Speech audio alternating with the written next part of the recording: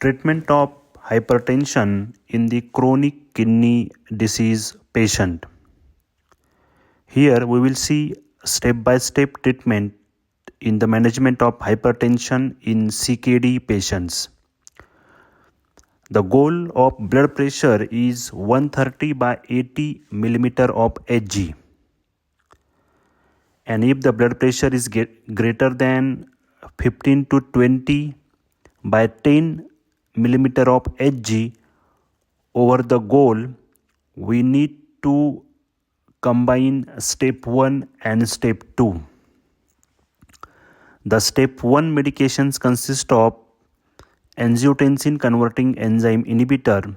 Example is lisinopril, or angiotensin 2 receptor blocker. Example is telmisartan.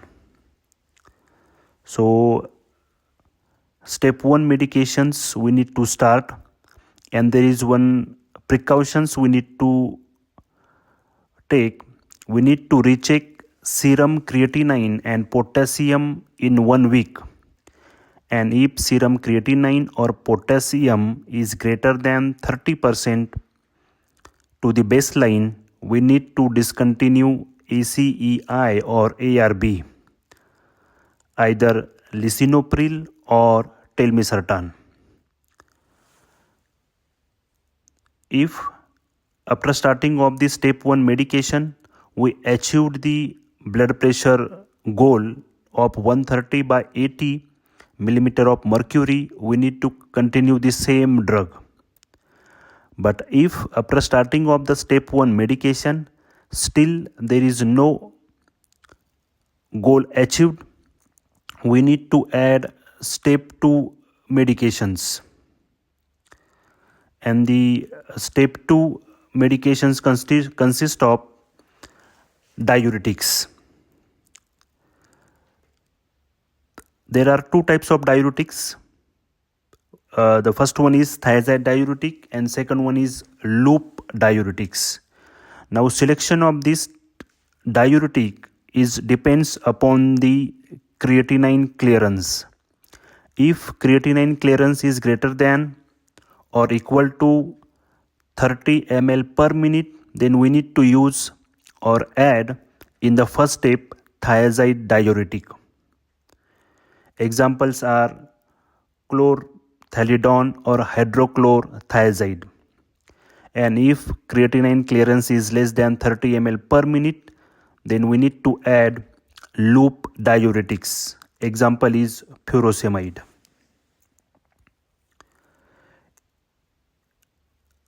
After this step 1 and 2, if the blood pressure goal is achieved, we need to continue the step 1 and step 2 medications. But if the blood pressure goal is not achieved,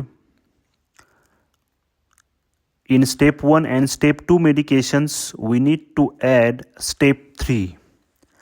And step 3 medications consist of long-acting calcium channel blockers. Example is amlodipine. Or we may also consider adding a low-dose beta blocker instead of calcium channel blocker. The low-dose beta blockers may contain atenolol, bisoprolol, metoprolol. We need to choose either calcium channel blocker or beta blocker according to the history of patient. And if the patient has angina, heart failure or arrhythmia, this addition of the calcium channel blocker or beta blocker necessitating their use. After addition of step 1, step 2 and step 3 medications, if the blood pressure goal is achieved, we need to continue the same medications. And if the blood pressure still not at the goal of 130 by 80 millimeter of Hg, after addition of step 1 plus 2 plus 3 medications, we need to add step 4 medications. Before addition of the step 4 medication, we need to check the baseline pulse. If the baseline pulse is greater than or equal to 84, then we need to add low dose beta blocker or alpha and beta blocker if not already being used. If we already added beta blocker in the step 3, then here we should skip the beta blocker in the step 4 and add alpha blocker. Examples are prazosin or terazosin.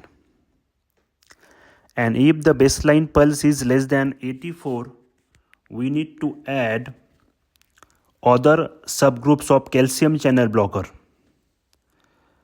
There are two types of the calcium channel blocker: dihydropyridine calcium channel blocker, example is amlodipine, and non-dihydropyridine calcium channel blocker, example is verapamil diltiazem.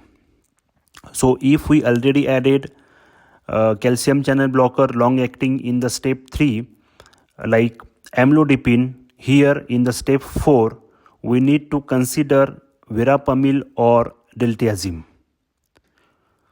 There is one note: the use of beta blocker and non-dihydropyridine calcium channel blockers, example verapamil or diltiazem, and the beta blockers examples are atenolol, bisoprolol, metoprolol, should be avoided in the elderly and those with conduction abnormalities.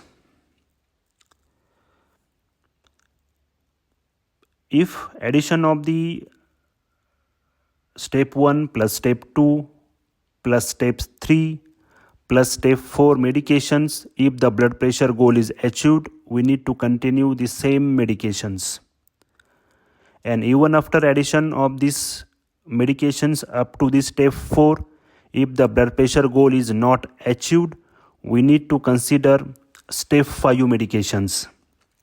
And step 5 medications consist of long-acting alpha blocker like prazosin, terazosin, centrally acting alpha agonist like clonidine, or vasodilators, examples are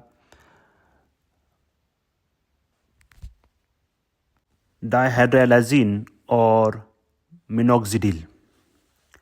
Here there is one note: the clonidine, that is central alpha agonist drug, should not be used with the beta blockers like atenolol, bisoprolol, metoprolol due to the high likelihood of severe bradycardia.